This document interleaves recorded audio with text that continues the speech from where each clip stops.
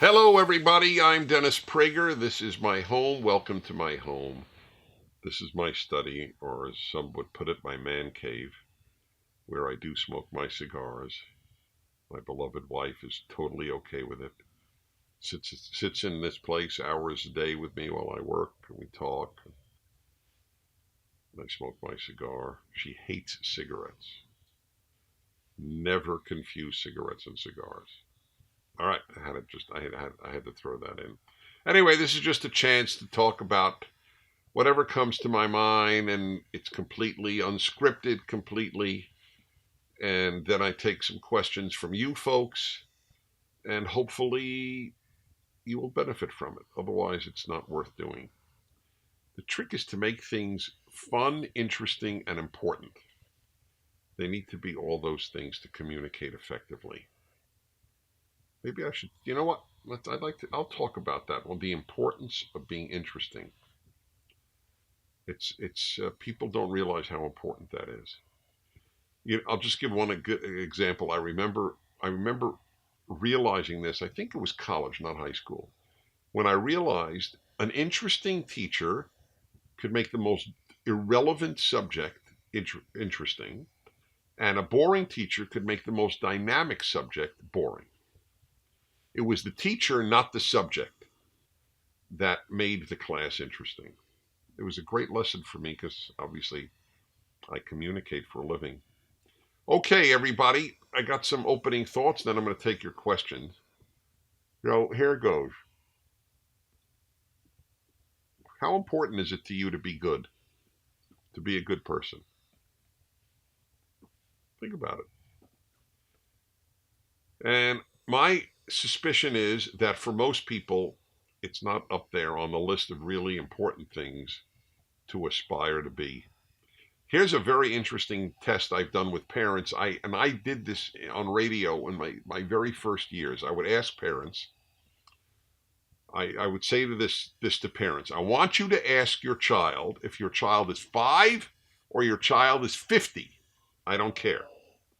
I want you to ask your child, what is it you think I, your mother, or I, your father, most want you to be? Not what do you most want to be, again, because you get a more honest answer here. What do you think I, your parent? This was a great way for parents to figure out what they're communicating to their child. So I would give 4 choices. Ask your child one more time, what do you think it is I, your dad, or I, your mom, most want you or wanted you to be? Smart, successful, happy, good. Smart, successful, happy, good. What is it you think I most want you to be? And very few parents get the answer good. So that should be instructive. It means that you have not communicated that that's the most important thing you want your child to be. And the truth is, I don't think most parents most want their child to be good. They might say it to me or to somebody who asked them, but I think that most parents want their children to be either successful or happy as number one. And by the way, I want who doesn't want their children successful, happy, smart, and good? Obviously, everybody wants all of them. I'm asking, where is your priority? I don't think most parents place good as their priority. No, forget it. I don't think. I am certain most parents don't. When I told a friend, I remember this years ago. This was a friend. This is someone who knew me pretty well. I said, I tell my boys, I have 2 boys, I don't care what college you go to. I care about your character. I care about your decency and your goodness far more than I care about your grades. In fact, one of my sons is a little annoyed with me that I didn't push him on grades more. But it's okay. I would do it all again. I don't think they're important.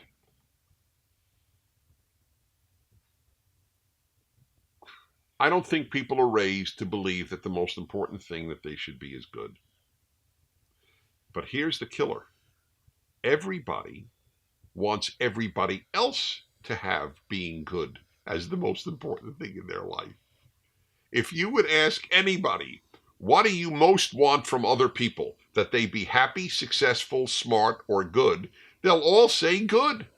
So everybody wants everybody else on earth, all other 7 billion people, to most want to be good. But they themselves, that's not their number one priority. Now you know why the world is screwed up. That's in a nutshell, that's a big part of the reason. Because if people don't aim to be something, they won't be it. Now, I could speak, and I have, on the whole this issue for an hour about why isn't goodness number one and so on. But the thing that I want to bring to your attention is that it may not be a big priority in your life. How much time have you given to character development versus grades? Think of how much time, if you're a student, a young person, or even an older person, how much time did you devote to studying for tests, doing papers? Did you do papers on goodness? I mean, it's like a non-issue. When people are asked, they say, "Oh yeah, I want to be good," but the truth is, they have to be asked it for this to come out. It's just not that important. It's also difficult to be good. People think, because we live with this idiot idea that people are basically good. So if you already are something, you don't have to work on it, right? Hey, if you're basically good. But it's ridiculous. I probably have talked about it on the Fireside chat. I should probably do it again. It's so important. So I'm not going to get into the issue of human nature. But human nature is deeply flawed. There's goodness in human nature, just like there's gold in mines. But you know what? You have to mine for gold. It's very hard to extract gold. It's very hard to extract goodness. So, that's the issue. Do you want to be a good person? My recently published book, the big culmination, or part one of 5 volumes of my commentary on the first 5 books of the Bible, is really about that. My basic belief about God is that God wants us to be good. And I don't think a lot of religious people teach that as the first thing. What is the first thing God wants from you? Well, that's the first thing. That's the greatness of the Bible. That's what it teaches. God wants you to be good. I believe that. You should want you to be good. Your parents should want you to be good, and God wants you to be good. It's not easy. It's hard to know exactly what it means to be good, and it's hard to do it even when you know it, because it involves fighting your nature. Because our nature is very self-centered. It's not other-centered. It's self-centered. And by the way, you have to take care of yourself. Big believer in that. That's the American ideal. First you take care of yourself, then you take care of your family, then you take care of your community. Versus the socialist ideal, the government takes care of you, the government takes care of your family, the government takes care of your community. Which do you think is going to produce a better human being? That was my speech at the University of Wyoming. It's on the internet. Take a look. That socialism makes you selfish. So it's something to think about. Do you really want to be a good person? And what does it involve? If this matters to you, say you would benefit tremendously with my book, The Rational Bible, because I explain that in great depth there. So, got to ask yourself, do you really want to be good? It sounds corny, doesn't it? How many parents brag about their kids' goodness versus the number of parents who brag about their kids' brilliance? You know how many parents have told me their kids are brilliant? Or their grandkids are brilliant? Brilliant is a dime a dozen. We could do with it. The society will not rise or fall on the number of brilliant people in it. It will rise and fall depending on the number of good people in it. Brilliant schmilliant. That's my view of brilliant. Okie doke. Ready for questions, folks? From you, my friends. All right, Michael, 18 years of age. There we go. 18 in Boston. Last week I broke a friend's trust. She lives long distance and hasn't been responding to any of my messages lately. I'm truly sorry for what I did. What is the best way to earn someone's trust? Thank you. Those are two separate questions. How do you earn someone's trust back? And what should you do here? Let me, I don't know what you did. I don't know anything except the question, but I want to tell you something. Every friend in the history of friends has at some point hurt their friend. It is not possible to go through life and never hurt somebody in your life. It is not possible. So if, as someone who has very close friends and who has had very close friends my whole life, I can really speak from experience. Whenever it has happened that a friend has disappointed me, I have overlooked it. Because I was their friend, because I knew what a decent person they were and how much they cared for me. So they'll do something that I wish they didn't do. I'm sure I have done things that friends wished I didn't do. I remember my close friend from high school, who's still my friend. He realized I didn't answer phone calls quite as readily as he would have wanted. And he simply made peace with that fact. And we're still unbelievably close. So I know I disappointed him in the, I'm not a telephone fan. He's a telephone fan. I'm not.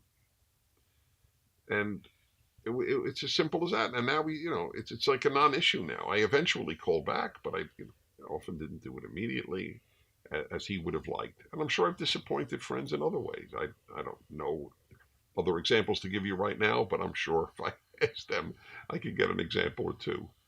And I've been disappointed. So your friend, if you broke your friend's trust, and now your friend wants you out of her life, then either what you did is so egregious, or she didn't really think that highly of you to begin with, and this was like the last straw. She wasn't that impressed with you to begin with, and now you've just affirmed her suspicions. But if she thought you were a good person, a good friend, and you did this one thing and she's read you out of her life, if I could talk to your friend, I would ask, why are you reading her out of your life? You think no one is ever going to disappoint you? So I don't know what you could do to earn her trust, and I think you should just say, look, I apologize from the bottom of my heart. And by the way, apologies have to always be specific. You have to apologize for a specific thing. You can't just say, if I hurt you, I'm sorry. That means nothing. I know I hurt you by doing X or Y or Z, and I apologize for X or Y or Z. Then it works. And if it doesn't work, then this person doesn't want you in her life. I'm sorry, and you just move on.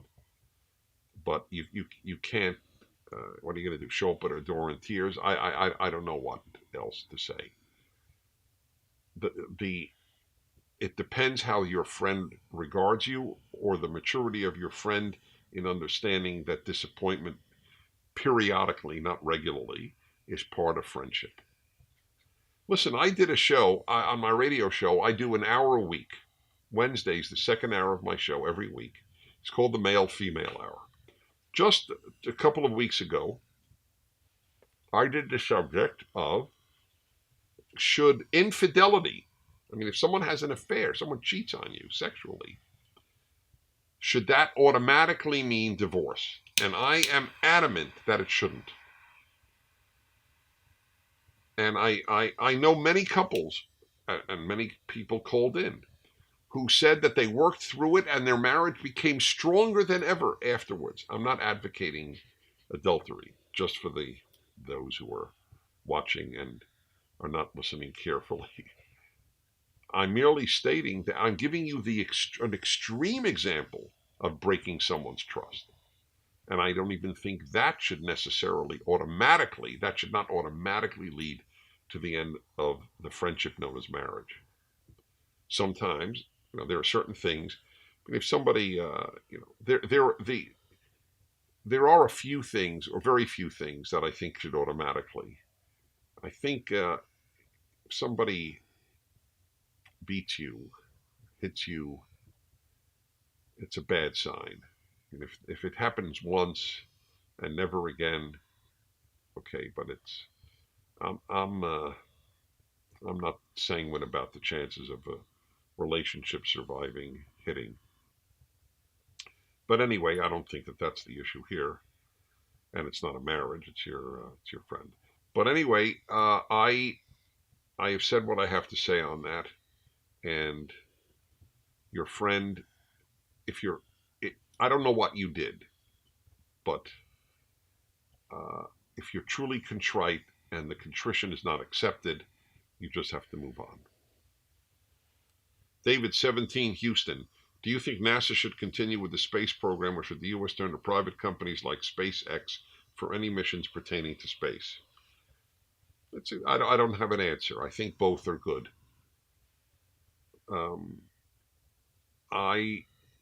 I don't buy the argument, we have so many needs on Earth, let's not spend going to space.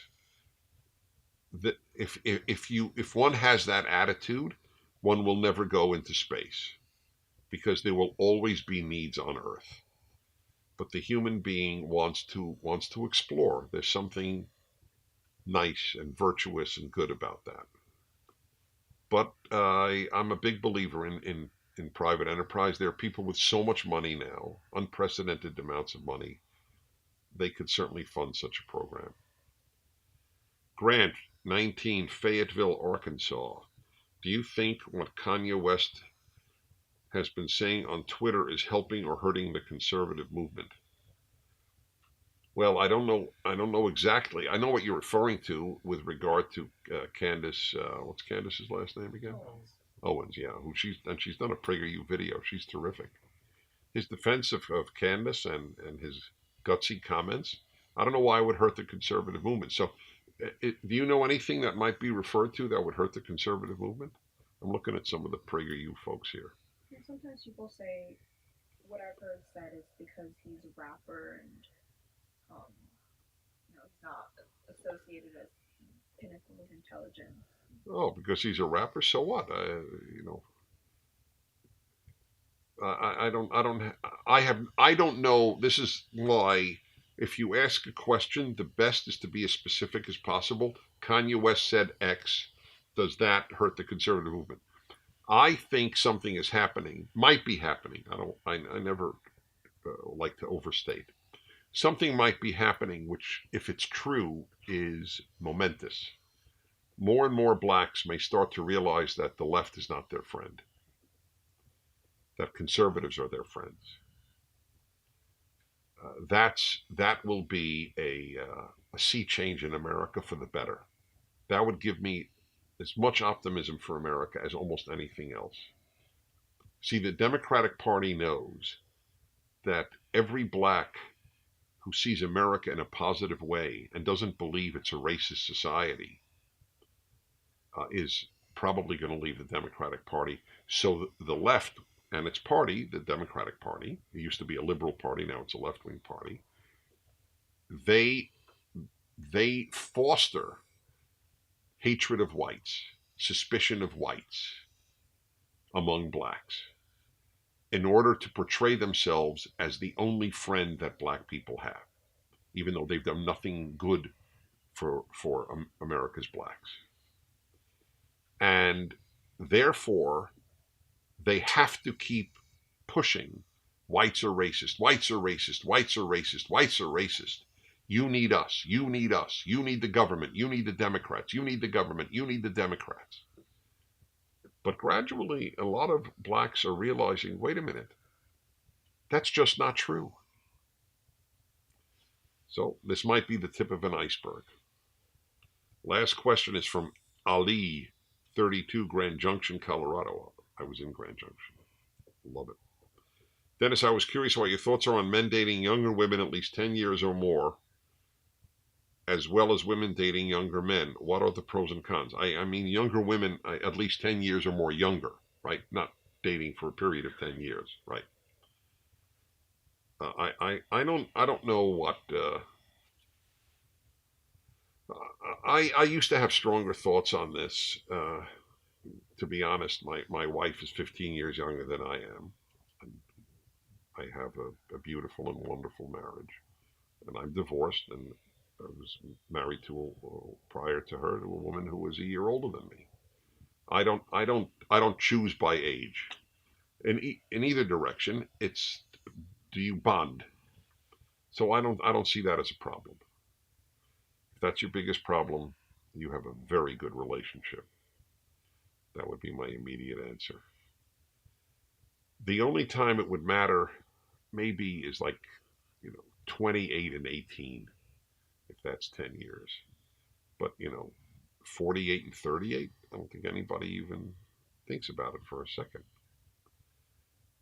But, at that age, I think it's if I had an 18-year-old daughter and a 28-year-old guy were dating her, if I thought he was a great guy, I'd be okay with it. All right, everybody. Thanks for watching. I'm Dennis Prager. Give thought to getting the Rational Bible. I promise it will change your life. Even if you're just curious, why was this book so important? I think it'll touch you. Until next week, be well.